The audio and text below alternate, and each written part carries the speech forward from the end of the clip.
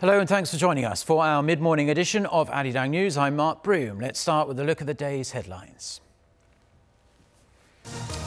The South Korean delegation that met with North Korean leader Kim Jong-un are set to leave for Washington to pass on a message from the regime's leader and brief US officials on the outcome of their talks in Pyongyang. The European Union threatens tariffs on more US products as their trade spat escalates. It comes as President Trump prepares to approve his controversial tariffs on steel and aluminium imports. Plus, it's International Women's Day, and this year it's all the more symbolic. Thanks to the MeToo movement that's sweeping Korea, we have a special report. Now, we'll get to our main stories in just a moment, but let's get a check on the weather first, as we are seeing some extreme conditions in certain regions. Most of Korea had some spring rain overnight, but some areas in the east of the country, including Daegu and PyeongChang, have been covered in a thick blanket of snow. For more, let's go live to our Lee Ji-han at the Weather Centre for the latest updates. So, Ji-han, can you give us the details of this spring snow we're seeing? Sure, Mark. Well, those of us in the west woke up to some light showers. Regions in the east of Korea are seeing some snow. In fact, many parts of Gyeongsangdo and Gangwon-do provinces are seeing heavy snowfall. So let's talk a bit more about this spring snow. Heavy snow advisories have been issued for Daegu and many places in the east of the country, and more snow is expected to fall in those regions throughout the day today. So mountainous regions of Gangwon-do province and the east coast could see up to 20 centimeters of heavy snowfall. And PyeongChang, where the Paralympics will kick off on Friday, is also covered with a thick blanket of snow. And along with the snow and rain, there's been a big drop in temperatures, especially for the southern regions. And Busan and Jeju will only reach up to 8 degrees Celsius this afternoon, while Seoul will get up to 9 degrees with some sunshine expected in the afternoon. That's all the weather update for now. Back to you, Mark. Well, thank you for that weather update, Ji-han. Now, President Moon Jae-in attended the Korea National Prayer Breakfast this morning, where he once again stressed the significance of the recent inter-Korean agreement. Addressing church leaders, politicians and government officials, he said the agreement is a big step toward the denuclearization of the Korean peninsula, but noted there are still many obstacles to overcome. He asserted that Seoul must take control of its own fate and will continue to work with the US and the rest of the international community, all the while continuing dialogue with Pyongyang to lay the foundation for peace and prosperity on the peninsula one step at a time. President Moon Jae-in's special delegation that sat down with North Korean leader Kim Jong-un is taking off for Washington this morning. The National Security Council Chief Jung Eui-yong and National Intelligence Service Chief Seo-hoon are carrying a message from the North Korean leader, but no details of its content have been released. It hasn't been confirmed whether the envoys will meet President Trump, but they are scheduled to meet with National Security Advisor H.R. McMaster and other officials to brief them on North Korea's stance on possible future talks with Washington and its apparent willingness to suspend its nuclear program if the security of the North's government is assured. And the US is remaining cautiously optimistic about the possibility for direct talks with North Korea after Pyongyang signaled this week that it's ready for dialogue. However, US sanctions on the regime are here to stay. Treasury Secretary Stephen Mnuchin said this week that the sanctions are working, and unless North Korea decides to fully denuclearize, they will remain in place. Meanwhile, speaking to CBS on Wednesday, Republican Senator Cory Gardner expressed skepticism about Pyongyang's apparent willingness to hold talks. He noted how the US has made mistakes in the past when it came to the promises of denuclearization by the North. Now, staying in Washington, 2 American lawmakers have introduced a resolution calling for the dismantlement of North Korea's labor camp system. Lee Seung-jae reports. In an attempt to raise global awareness of human rights abuses in North Korea, 2 U.S. lawmakers introduced a resolution this week calling for the elimination of North Korea's labor camp system. The document, which was introduced by Mike Conaway, a Republican lawmaker from Texas, and Jerry Connolly, a Democrat lawmaker from Virginia, details the human rights abuses committed inside the regime's labor camps. The resolution particularly reports deaths resulting from rape and forced abortion, citing a 2017 report on an inquiry into the crimes. In addition, it calls on the North Korean government to immediately cease human rights abuses and to release the 80,000 to 120,000 political prisoners. It added the North should allow the International Committee of the Red Cross to enter the labor camps and assist with prisoner release and rehabilitation.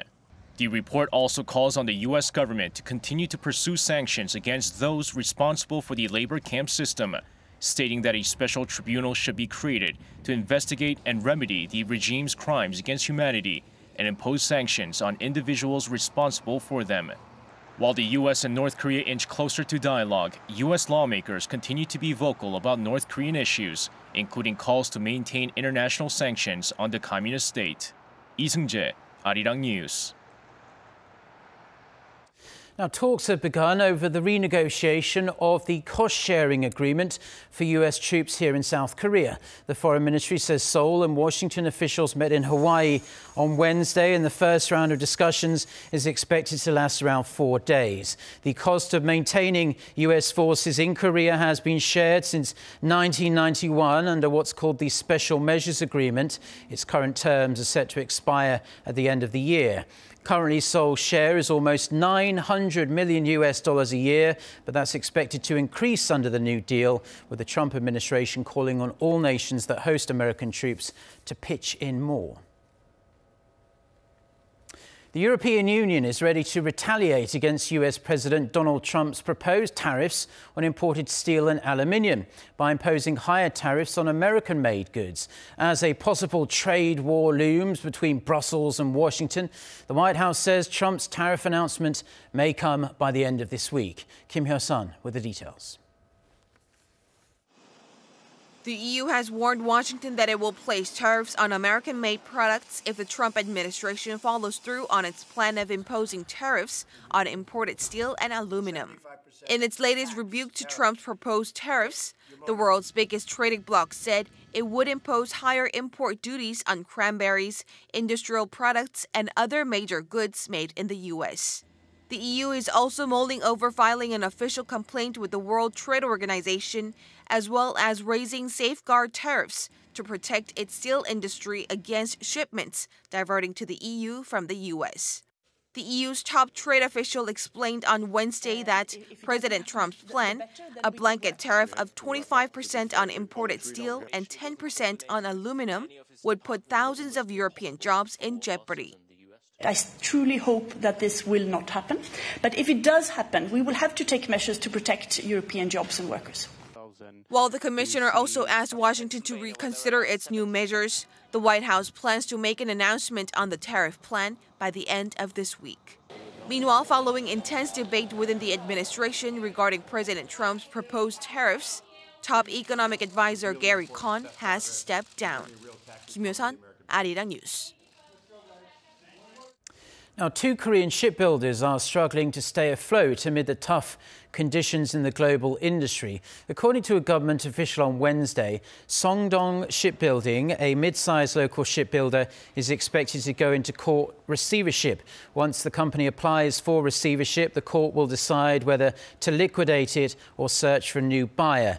STX, which is also facing some serious financial woes, will reportedly push ahead with more intense self-reliance measures in a bid to turn its fortunes around. Both shipbuilders have been struggling despite government help over the years. Today, March 8th, is International Women's Day, and this year the day has even greater significance due to the worldwide MeToo movement, which is reshaping Korean society, a society that has long been dominated by gender discrimination and hierarchy. Park Hee-jun reports. It all began when a female prosecutor revealed her experience of being sexually harassed by her senior within the prosecution. And now, a month into the movement, a flood of MeToo allegations continues to spread from industry to industry. Social changes appear to be underway in Korea, and people are hoping for a permanent transformation. In the past, when Korean women spoke out about their experiences, they often faced a harsh backlash despite them being the victims. The male perpetrators, on the other hand, were rarely punished and their crimes were swept under the carpet, meaning women felt unable to let their voices be heard. But the MeToo movement has paved the way for women to boldly discuss their experiences. There have been many revelations of sexual violence before, but unlike the past, the public is generally much more sympathetic to the victims. People also recognize that it's not just a problem within a certain organization or industry, but society as a whole. But most agree that there's still a long way to go before the deep-rooted culture of sexual violence in Korea is eradicated. Although a lot of women have come forward, this is just the tip of the iceberg. The movement is still concentrated around people and industries well known to the public. More women are suffering in far more serious environments, and the movement needs to spread to those areas as well. Experts believe fundamental and systematic change requires a shift in perception that they say is best achieved through education. In a legal sense as well, change is necessary. The law needs to be revised as it currently requires victims to prove they were sexually assaulted before they can take the case forward. They are asked why they didn't resist at the time when it's difficult to do so due to men's power or influence. Because of that, predators rarely end up being punished.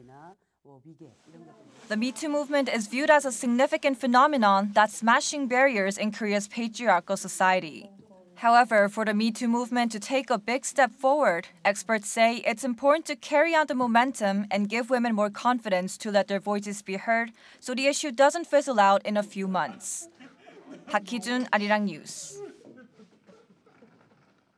Now, following the volcanic eruption in November of last year, Bali, one of the top tourist destinations in the world, has been desperately waiting for foreign tourists to return there. Cha Sang-mi travelled to Indonesia to check out the island for herself and filed this report. Indonesia is made up of over 17,000 islands. One of its most well-known is Bali. Also referred to as Land of Gods, the popular tourist destination is located in the southern part of the Indonesian archipelago. In November last year, a cloud of ash shot up out of Mount Agung, causing panic on the island of Bali. Thousands of people nearby were evacuated from their homes, and some 400 flights were cancelled. But now, Bali is returning to normal. That's not that critical.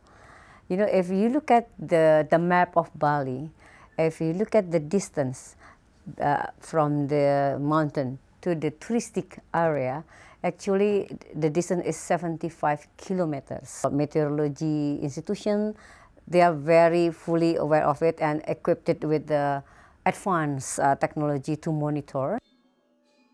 Just after the Chinese Lunar New Year, Indonesia's tourism ministry says the country saw its foreign visitor numbers recover from the almost 30% drop last December.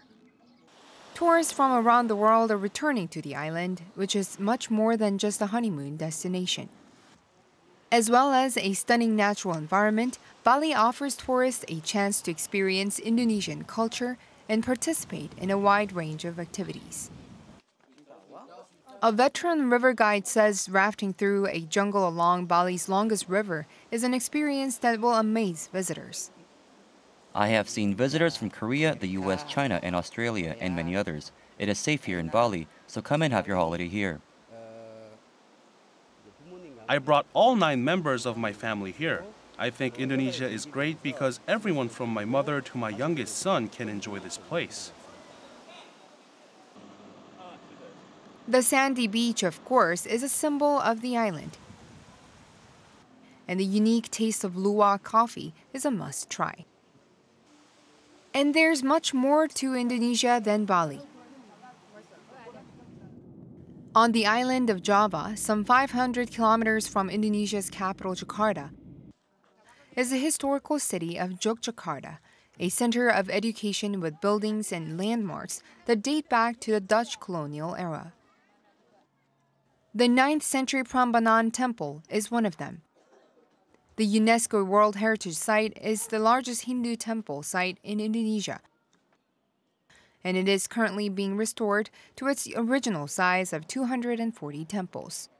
With the three main temples, Brahma, Shiva and Vishnu. The height of Shiva is 47 meters in height. Bali and Yogyakarta are just two places on the vast Indonesian archipelago. One thing for sure is that by seeing just these two places, it's clear that the country is worth a visit. 차상미, Arirang News, Indonesia.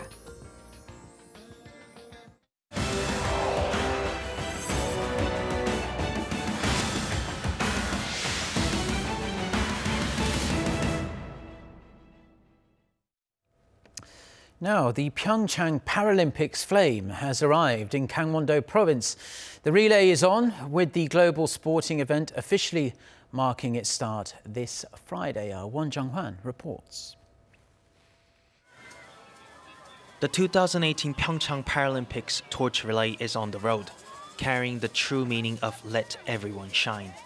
The relay aims to be a symbol of unity and companionship that overcomes the barrier between disabled and non-disabled. 800 torchbearers will carry the torch during its 80-kilometer, 8-day journey, the number 8 symbolizing mankind's infinite potential. You cannot ride this unicycle without putting constant effort into it, and you have to fall and stand several times to go forward. Paralympic athletes have probably been doing the same, as they will have had to give constant efforts to reach this place. Last week, 8 Paralympic torches that traveled from different areas such as Jeju, Anyang, Nonsan, and even one from the UK have been united into one in Seoul. The Paralympic flame lighting ceremony, which took place alongside the traditional Cheongol Daeborong full moon bonfire lighting, marked the beginning of the torch relay. After traveling around Seoul over the weekend, the flame reached Cheongsan in Gangwon-do province on Wednesday, the venue for the alpine skiing events during the Paralympic Games. The torch will travel through major cities in Gangwon-do province, including Gangneung and PyeongChang, delivering the true value and emotion of the Paralympics and showing that we don't live alone in the world, but live together, shoulder to shoulder. The PyeongChang Paralympics is all about working together with disabled and able-bodied friends. So I think it is meaningful to walk together in this torch relay. My friend here is deaf, so this event is especially meaningful for us. Unlike the Olympic torch relay, the Paralympic torch is carried by teams of 2 torchbearers, symbolizing companionship and the need to support each other in pursuit of our dreams. When the Paralympic torch reaches PyeongChang Olympic Stadium on Friday, it will officially announce the start of the Winter Paralympics, where nearly 600 athletes from 49 countries will compete in 6 sports for 80 gold medals. Won Jung-hwan, Arirang News, Cheongsan. Now, as a follow-up to that report, North Korean athletes are in South Korea ahead of their first Winter Paralympics. The 24-member delegation, including Ma Yu-chul and Kim Jong-hyun, who will compete in Nordic skiing events, crossed the border on Wednesday and entered the athletes' village in PyeongChang. The North Korean delegation is currently having its official welcome ceremony at the athletes' village.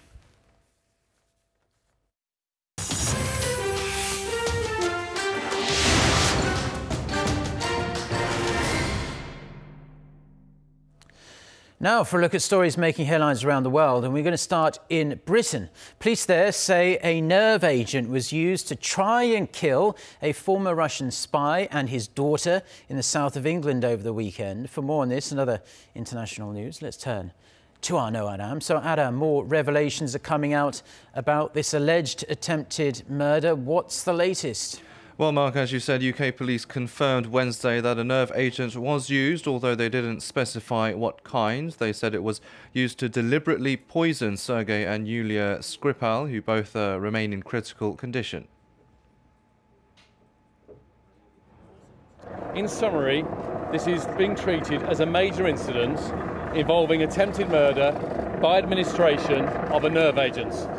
Our role now, of course, is to establish who is behind this and why they carried out this act.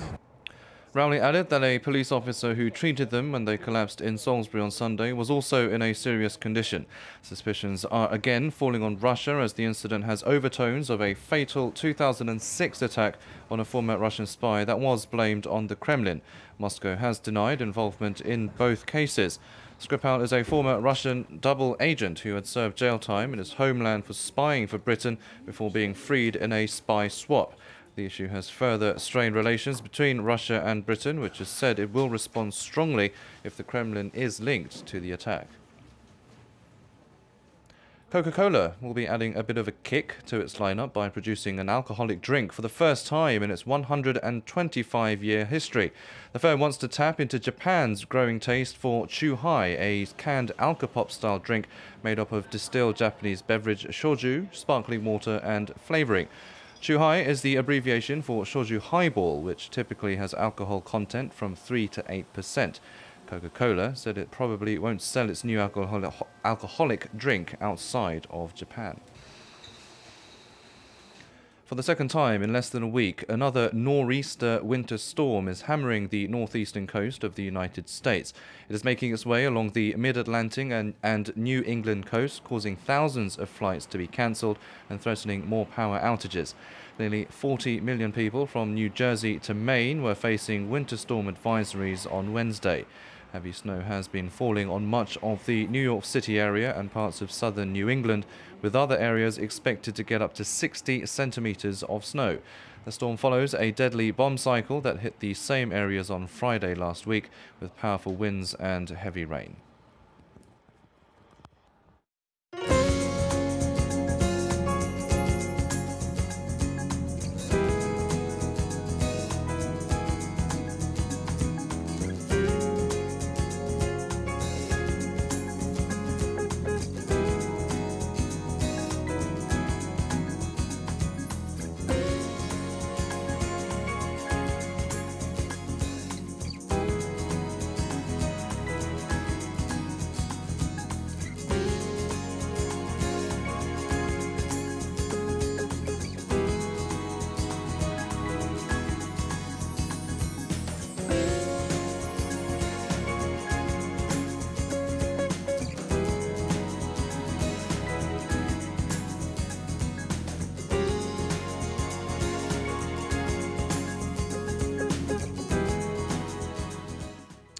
Well, that's all the news we have for now. Just a reminder that you can check out our latest stories on our website by going to arirang.com/news. Our next bulletin, that is coming up at noon Korea time in around an hour and a half from now. So until then, goodbye.